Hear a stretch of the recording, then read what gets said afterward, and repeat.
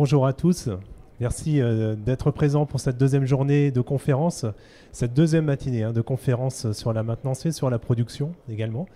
Nous allons démarrer donc cette deuxième journée par l'industrie du futur. On va rentrer dans le vif du sujet avec l'usine du futur. C'est vrai qu'en ce moment, début septembre, il y a un plan de relance qui a été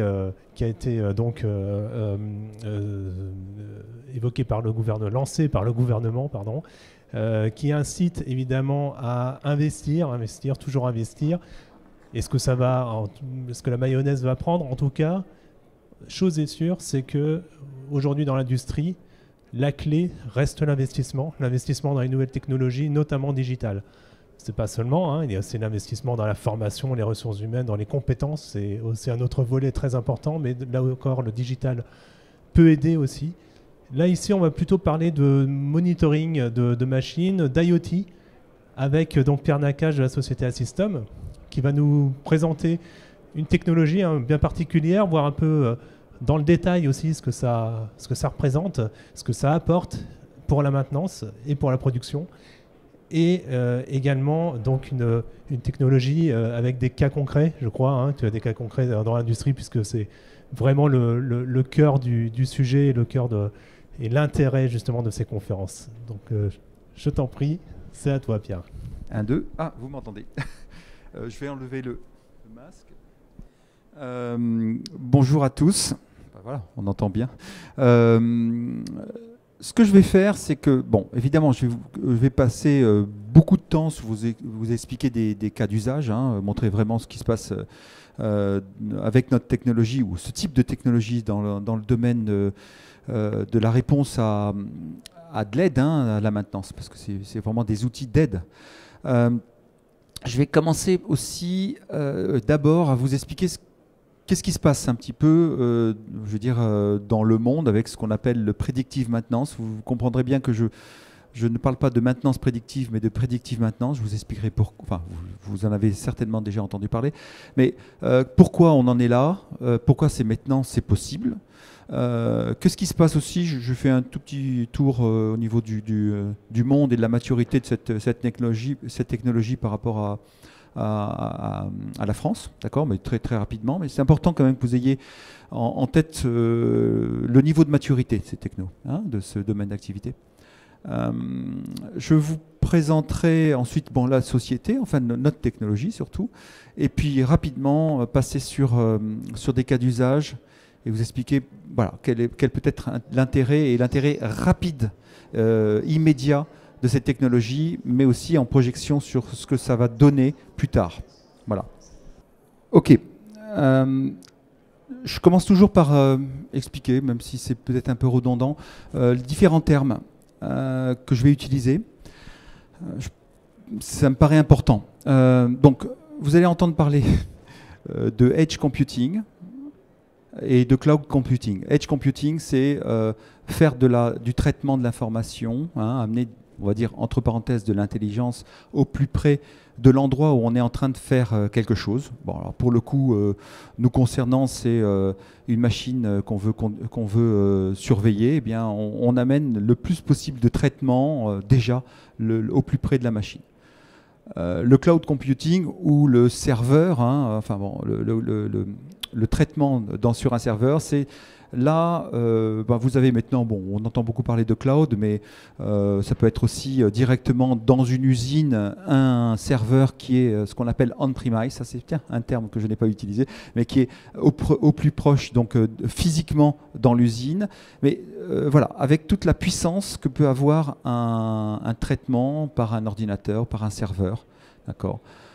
Contrairement à l'edge computing où il faut être assez économe, enfin en tout cas nous concernant, dans la capacité de traitement. L'Internet des objets, IoT, ok, maintenant il y a un terme qui arrive assez souvent qui est le IIoT, ça fait pas mal, mais c'est surtout par rapport à l'industrie. Je parle de réseau IoT parce que là aussi, c'est fondamental pour la maturité aujourd'hui de tout ce qui peut se déployer dans une usine. C'est que le Wi-Fi, on connaît, c'est bien. Le réseau Ethernet, c'est bien. Ça a des avantages, mais ça a beaucoup d'inconvénients, entre autres sur la consommation. Le Wi-Fi est très consommant, quand on envoie une donnée, une information. Ça va très vite, ça a un gros débit, mais c'est peu consommant. Mais vous avez l'Internet. Le problème de l'Ethernet, c'est qu'il faut câbler. Enfin, il y a quand même un coût important d'infrastructure. Et ce que j'appelle le réseau IoT, c'est tous les autres qui sont des réseaux qui vont amener des capacités à envoyer des données loin, facilement, de manière sécurisée, mais avec aussi en contrepartie une consommation de données très petite. On envoie toujours des toutes petites données, donc il faut vraiment travailler le plus possible avant de l'envoyer, puis après de traiter le mieux possible ensuite. Je vous expliquerai ça sur un schéma. L'interface l'IHM, l'interface homme-machine, bon, c'est tout, c'est aussi bien votre écran de téléphone que l'ordinateur, mais aussi la réception d'une alarme de manière auditive ou autre. Enfin bon, c'est toutes les interfaces qui vont permettre de pouvoir accéder à l'information.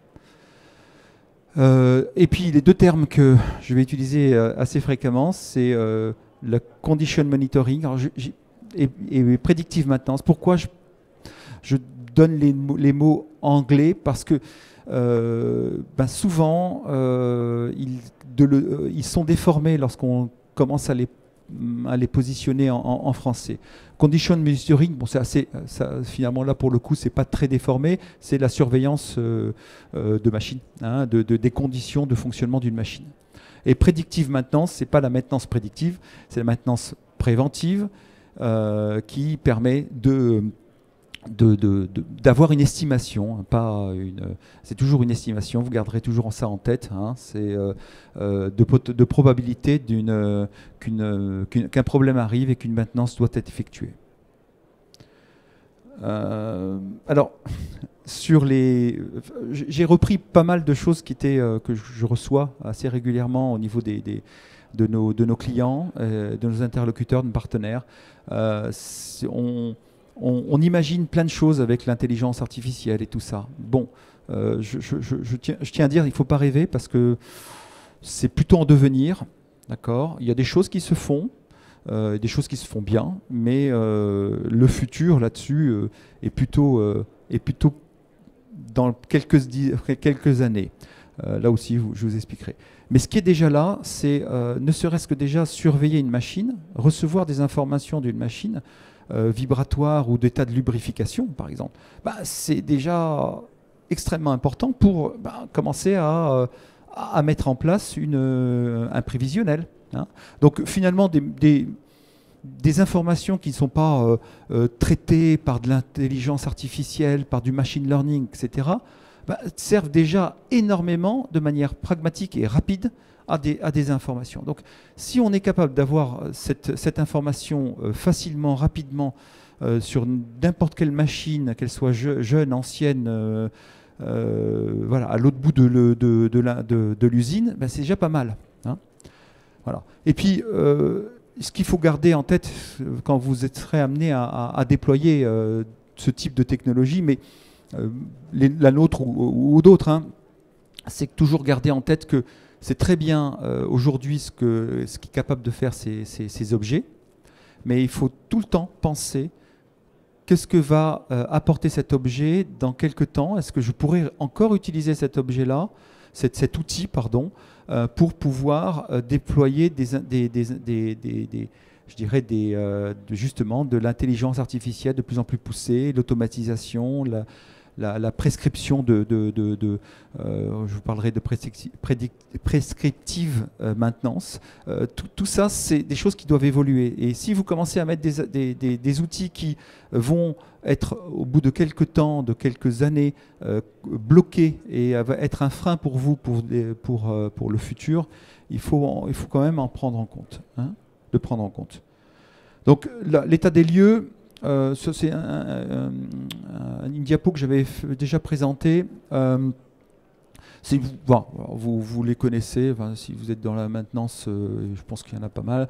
Vous avez différents niveaux, il y a 4 niveaux qu'on donne généralement. C'est le côté de l'inspection visuelle, le rondier qui va regarder, qui est indispensable aujourd'hui mais qui prend beaucoup, enfin, ça prend beaucoup de temps tout ça. Il y a le niveau 2 qui est l'inspection par instrument, c'est-à-dire que la personne vient, pose un instrument, enfin pose un capteur et collecte des informations et estime avec son expertise quels sont les points de vigilance, les usures, etc. D'accord ? C'est intéressant, c'est très important, c'est très précis comme information. Par contre, ça ne peut être fait que ponctuellement. Comprenez pourquoi. Le troisième niveau, je vais en parler particulièrement, et c'est là que j'ai positionné IoT au dernier moment à l'arrache hier soir, c'est la partie de surveillance. Dès que vous commencez à pouvoir surveiller en temps réel des choses, vous commencez à avoir des informations qui vont pouvoir mettre déjà très vite à améliorer votre... fiabiliser vos outils industriels, améliorer éviter plutôt l'urgence d'une maintenance non prévue. D'accord ? Et puis le niveau 4, prédictive maintenance, on en reparlera. Alors, j'essaie aussi de simplifier pourquoi aujourd'hui ces objets, contrairement aux appareils filaires qui existent toujours, qui existeront toujours, qui seront toujours intéressants et importants à avoir, pourquoi aujourd'hui, finalement, on peut les déployer, c'est intéressant. Pourquoi c'est mature quand ça ne l'était pas il y a encore pas longtemps, il y a encore peut-être 5, 10 ans, c'était déjà compliqué. À cause de 3 points. Qui sont extrêmement liés les uns aux autres. En fait, c'est les 3 points c'est d'avoir une intelligence embarquée, d'être capable d'avoir de l'intelligence embarquée, mais d'être capable d'être très économe, c'est-à-dire de pouvoir faire cette intelligence sans commencer à consommer de manière importante et durer une semaine. Ce qui ne sert à rien. Sinon, si vous devez changer les piles tous les mois, voire tous les ans, ça commence à devenir un gros problème. D'accord ?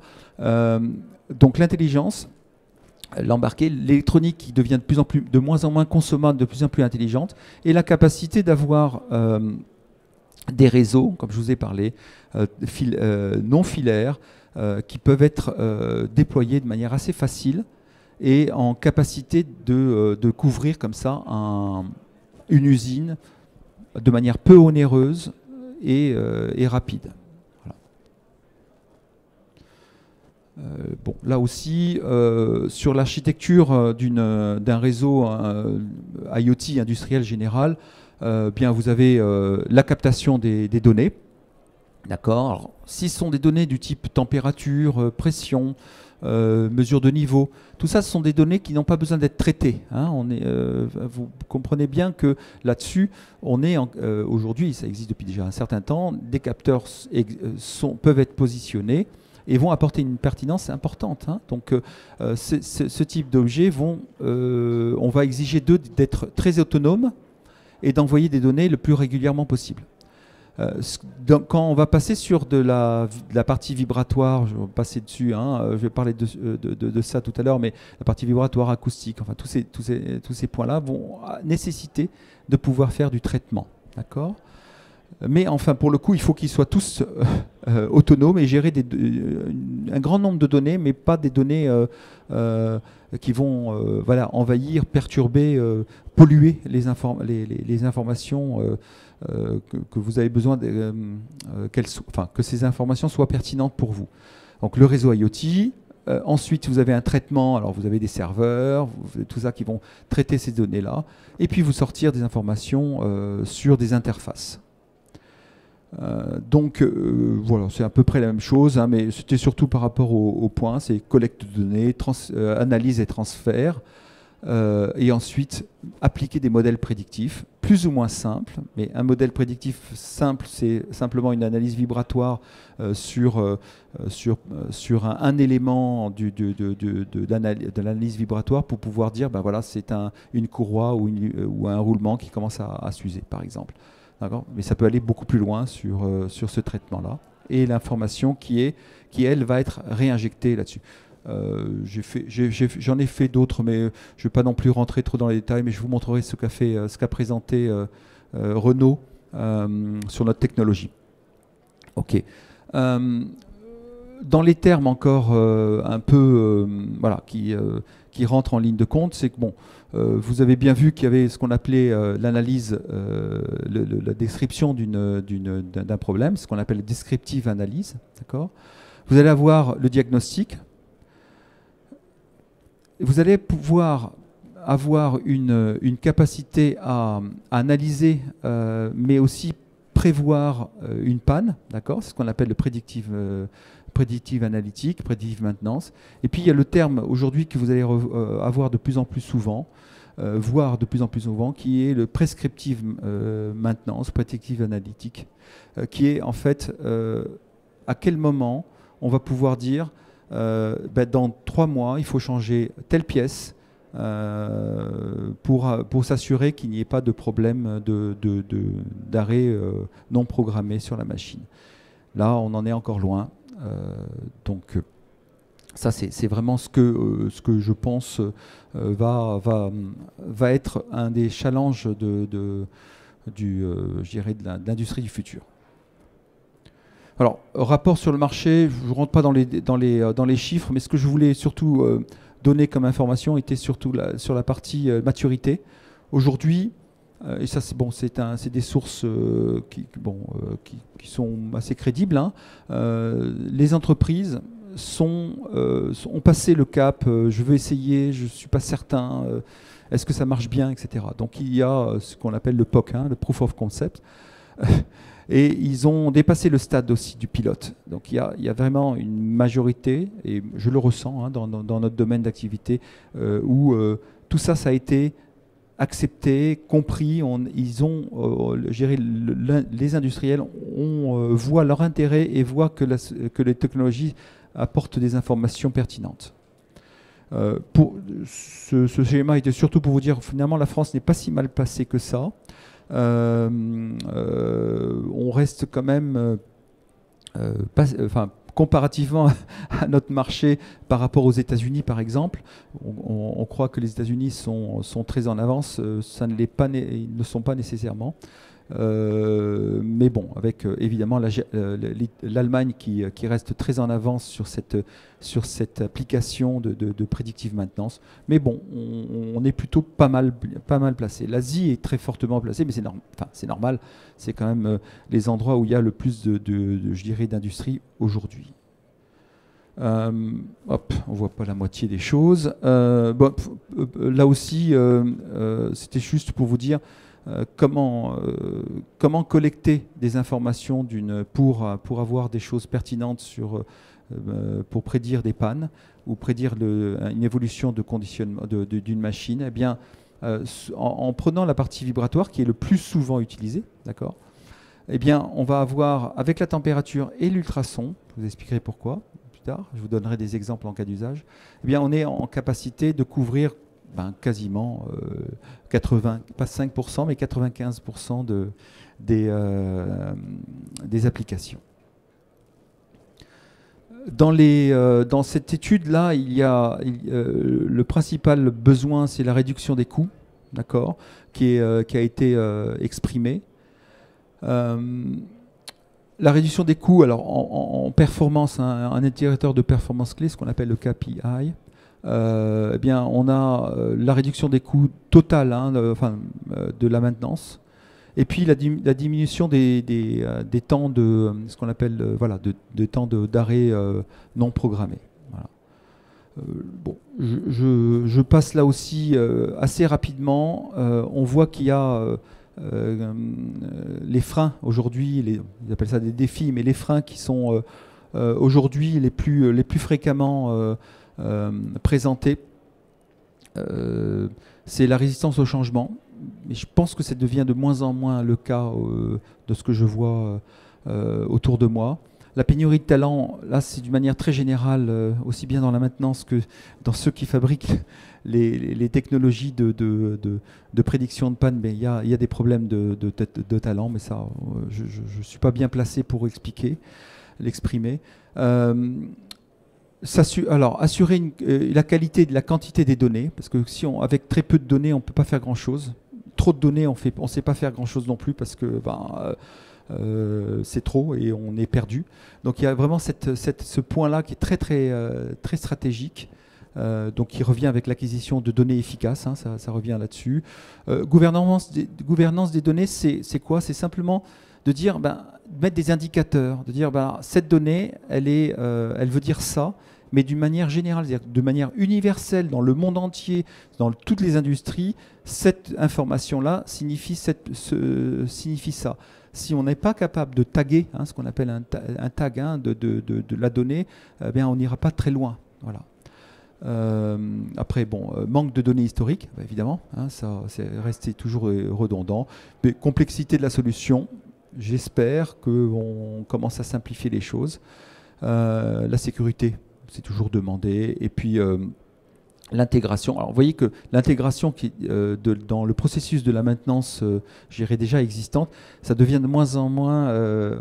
C'est pas en premier lieu parce que maintenant les gens ont vraiment compris la numérisation, la digitalisation de leur entreprise et commencent se sont déjà préparés depuis un certain temps. D'accord. Voilà. Je vais passer sur notre solution et la société Assystem. Donc Assystem est une société qui a maintenant 4 ans. On est sorti, je dirais, de la part R&D il y a 2 ans, avec un produit qui était, je dirais, industriel et industrialisé. Hein. Bon, ça en est un là, qui est plutôt le format ATEX. Parce que l'industrie, comment dire, il faut mettre ça sur des machines qui sont dans n'importe quelle condition, dans n'importe quel cas d'usage, hein, où ça peut être avec des problèmes d'usure, de tenue qui soient importants. Donc il ne faut pas jouer, hein, sur la capacité de robustesse des technologies. D'accord. Donc en fait, nous, notre technologie, on propose une solution, je dirais, clé en main, qui va de la captation de l'information. Donc là-dedans, vous allez avoir, je vous montrerai après toute la liste des capteurs qui sont, voilà, tout est dedans. Le traitement de l'information. On a développé un réseau, on s'est appuyé sur le réseau LoRa pour déployer ces technologies. Donc on le propose. On peut aussi s'adosser au réseau LoRa de l'entreprise si elle l'a déjà mis en place. Et puis après, on a cette capacité à générer des informations, des alertes et les envoyer soit directement aux clients, soit directement sur leur système de GMAO ou d'autres plateformes de gestion. Voilà. Là aussi, comment ça marche, hein, on positionne cette balise au plus près du point pertinent. C'est pour ça qu'on a fait un petit stéthoscope là. C'est parce que la partie vibratoire, ce serait bien de le mettre là, pas là. Donc c'est important. L'appareil va s'allumer. Bon voilà, il va apprendre. Alors plus ou moins rapidement, en fonction de la complexité de la machine. Alors, si c'est une machine à variation, ce sera un peu plus long. Si c'est une machine qui va être complexe avec des mouvements, enfin des conditions je dirais d'utilisation qui deviennent un peu plus compliquées, comme dans une chaîne de production, il va mettre un peu plus de temps parce qu'il va attendre les temps de repos, d'arrêt, etc.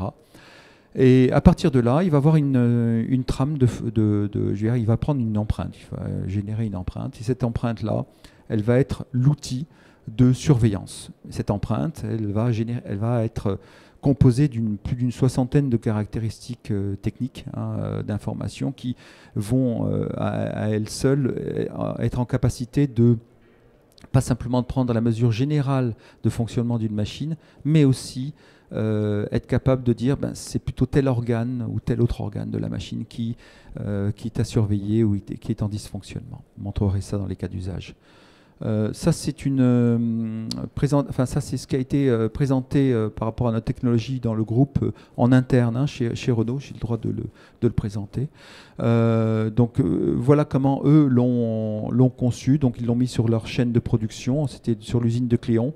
Donc voilà, c'est positionné sur les points sensibles. La donnée, comme vous l'avez expliqué, est traitée par la balise et puis elle est envoyée sur une passerelle, hein, une passerelle qui est positionnée dans l'usine. Et ensuite, cette passerelle envoie les données soit sur le serveur qui est dans l'usine, soit directement dans un serveur hébergé dans le cloud. Et puis, voilà, il va générer des informations et retourner les informations sur les interfaces. Voilà. Alors, pourquoi on a pensé qu'il était important, et je pense qu'on n'a pas tort, que la simple vibration était bien, c'est indispensable, hein, mais l'ultrason était un paramètre intéressant et important.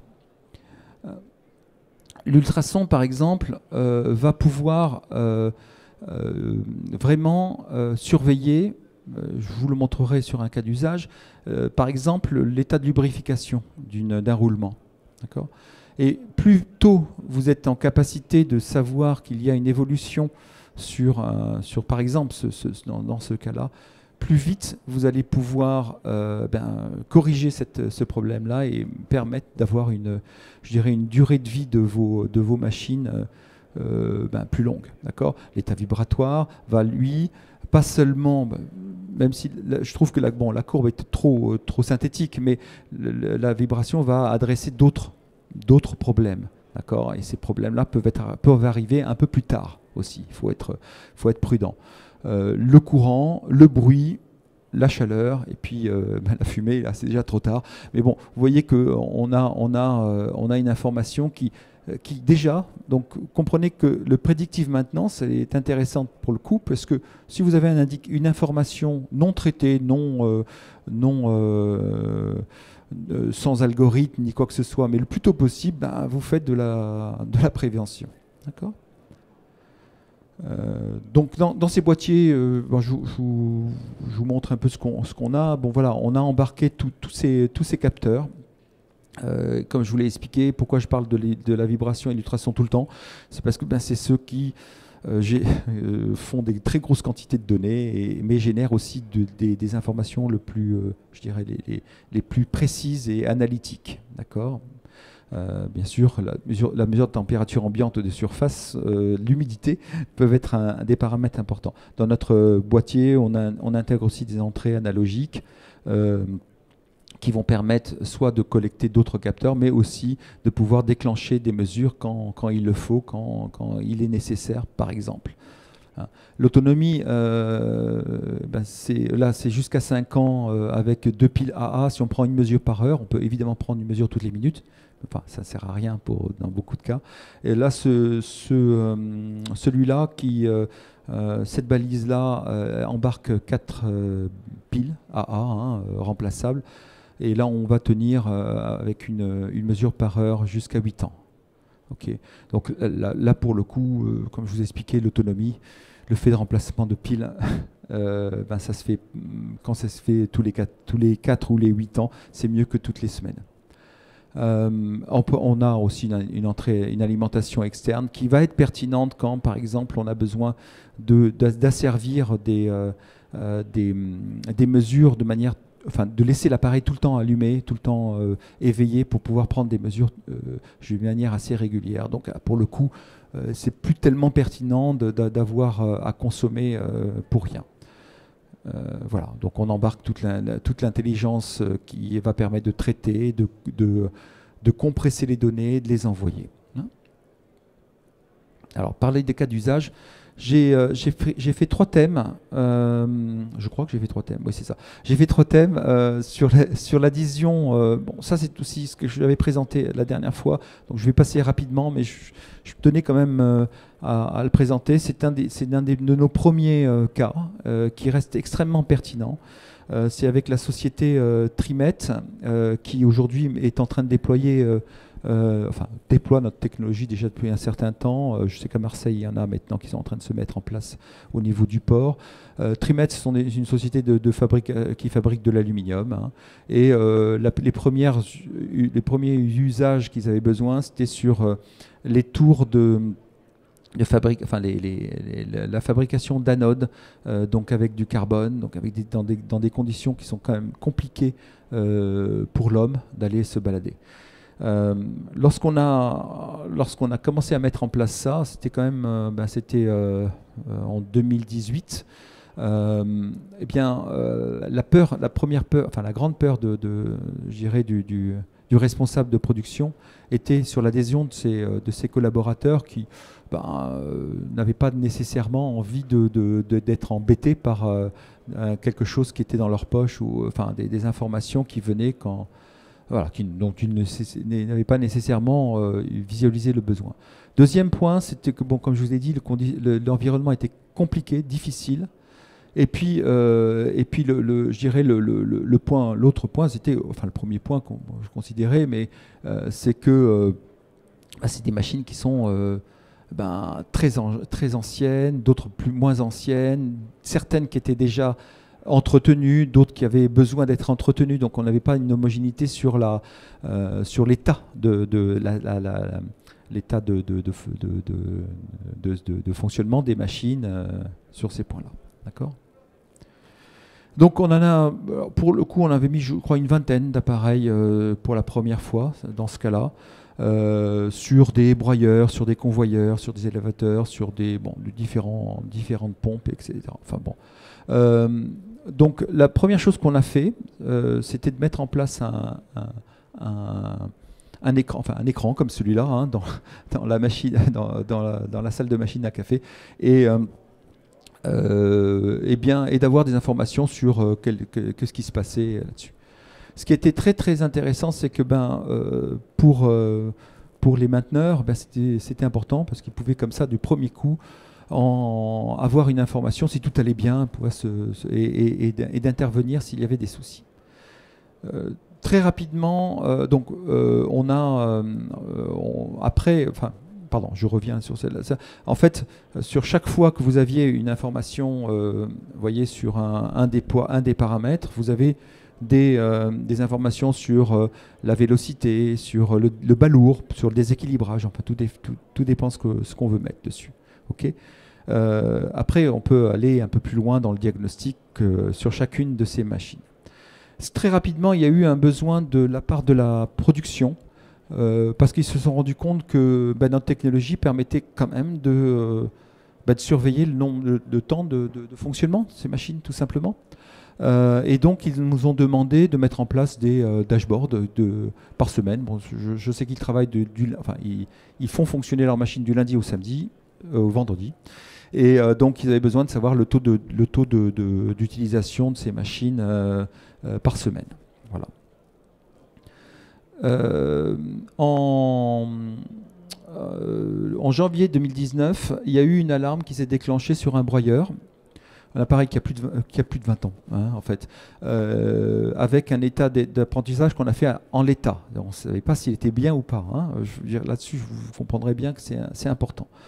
Et ils sont allés, ils ont remplacé ils se sont rendus compte qu'il y avait le réducteur qui avait un problème. Et ce qui était intéressant, c'est que l'alarme était sur celui-là, d'accord. Et je vais vous montrer qu'en fait, l'alarme était sur cet élément-là, qui était la vitesse générale, l'information vibratoire générale, sur un des axes, sur l'axe X. Mais en fait, ce qui s'était passé, c'est que peut-être un peu plus d'un mois avant, il y avait eu des informations qui sont arrivées, qui étaient un indicateur précis. Alors le cortosis, c'est un élément qui permet de visualiser les chocs dans un état vibratoire, des chocs et la force des chocs. Typiquement, c'est quand il y a une usure d'un engrenage, quand un roulement commence à vraiment être défectueux, vous allez avoir des chocs, et ces chocs-là vont être traités et transformés sous un format qu'on appelle le cortosis. Et là, ce qui était intéressant, c'est que le cortosis avait commencé à déclencher des choses qui étaient anormales, avec parfois des problèmes, puis de plus en plus, et puis jusqu'à arriver au moment où il y avait l'alarme. Et l'alarme, ils ont ils ont arrêté le matériel, on va dire, pendant une semaine, là, et puis ils ont changé. Et ce qui est intéressant, c'est qu'après, il y a eu la période de rodage. Alors là, pareil, hein, il faut que le réducteur se mette en place, et puis ensuite, on voit que la courbe s'est générée. Donc, bon, c'était pas très préventif, mais un mois à l'avance, on aurait presque pu avoir une information de la dégradation. Donc, comme vous comprenez, le point, c'est que lorsque je regarde l'heure, c'est 11h30, hein, c'est ça? Un peu avant, d'accord. Je vais accélérer. Je parle.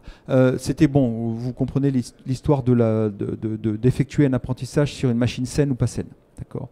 Là, c'est le cas d'usage, je ne peux pas nommer le nom de la société, c'est de l'injection plastique.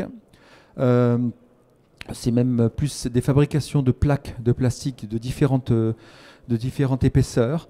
Donc là, c'est un moteur, enfin un système de motorisation standard, hein, qui avec une courroie, voilà, un réducteur, une courroie et une vitesse variable. Ici, eh bien, vous avez un point, c'est que en fait, il y a eu un signalement. On est venu, on l'a mis, enfin, ils ont mis le système, et ils ont vu tout de suite qu'il y avait d'énormément de vibrations qui étaient anormales. Et ils se sont vite rendus compte qu'en fait, c'était la courroie qui était à changer. Bien, ils ont pu, en fait, sans avoir eu de se baser sur ce qui était normal et la dérive, avoir des informations qui ont permis de pouvoir évidemment arrêter le matériel sans contrainte. Ensuite, l'autre point, si vous avez tous eu l'habitude d'utiliser la partie vibratoire, là, je vous montre l'exemple de l'intérêt de l'ultrason. Alors là, pour le coup, c'est Ajinomoto. Bon, ce sont des gens qui fabriquent des acides aminés, des protéines pour l'alimentation animale. C'est une cuve de surveillance c'est un agro-agitateur de fermentation. Hein. On a positionné, je ne sais pas si vous voyez, tout en haut, il y a un moteur, et sur le moteur, sur la paroi du moteur, le capteur. Ce qui est intéressant dans ce cas-là, c'est que, en fait, on a vu une élévation importante de l'ultrason. On ne voit vraiment pas bien le schéma, j'en suis désolé. On a vu une élévation importante de l'ultrason sur cette partie, sur notre courbe, qui était un indicateur d'un colmatage, en fait, qui faisait que, en fait, la partie du réducteur était en train était peu lubrifiée, de moins en moins lubrifiée. Ce qui leur a permis de très vite se rendre compte de ça, donc éviter de relubrifier, donc éviter de toute la partie changement de réducteur. Et ils ont changé, bon, ils ont quand même sauvé 50 mètres cubes de matière, c'est pas mal. Voilà. Ça, c'était un cas.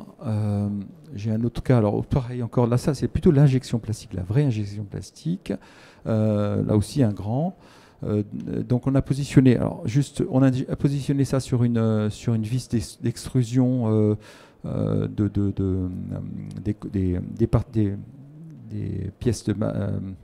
Je ne sais plus comment on appelle ça, des grains là, de plastique.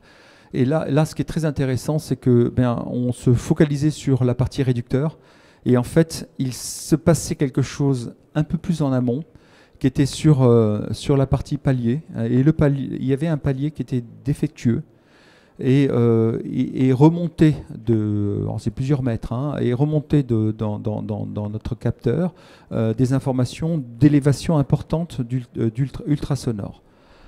Alors, là-dedans, ce qui est bien, c'est qu'on voit que le moteur n'était pas surveillé, on ne surveillait pas la partie lubrification, enfin la partie roulement, Mais ce qui est intéressant, c'est qu'on a pu le voir un peu plus en amont sur une autre partie qui était quand même pas mal éloignée. Bon, pour le coup, l'ultrason, là, je peux vous dire que bon, le palier était quand même très usé, parce que là, il générait des quantités importantes de ultrasonores qui faisaient qu'en fait, on était vraiment arrivé à la limite. On aurait positionné notre sonde tout près de ce palier, et on aurait eu ces informations peut-être plusieurs mois avant. Voilà, probablement plusieurs mois avant, certainement même.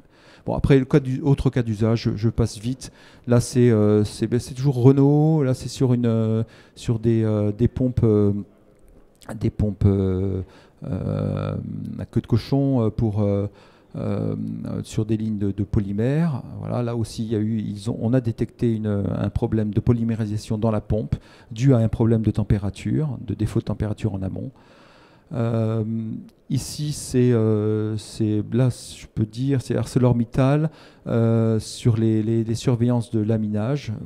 Voilà, donc on a eu pas mal de cas.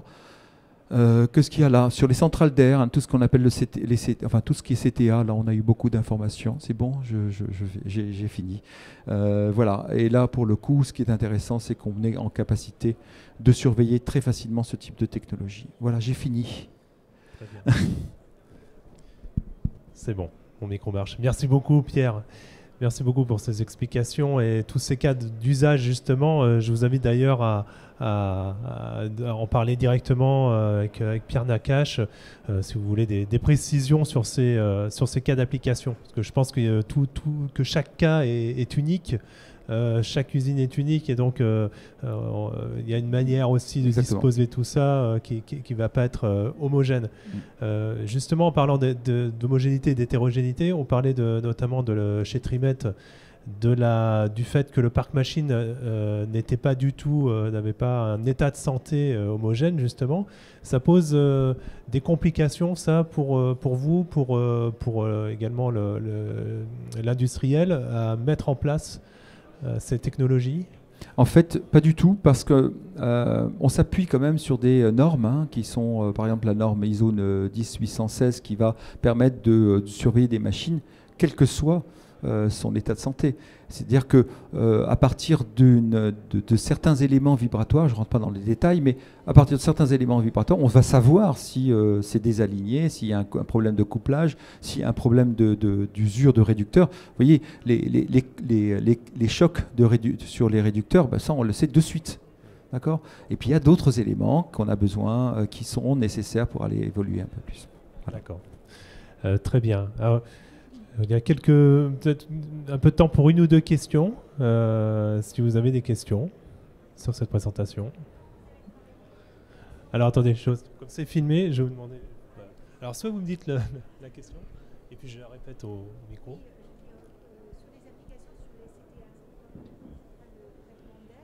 D'accord. Alors qu'est-ce qu'on a surveillé sur le traitement d'air ?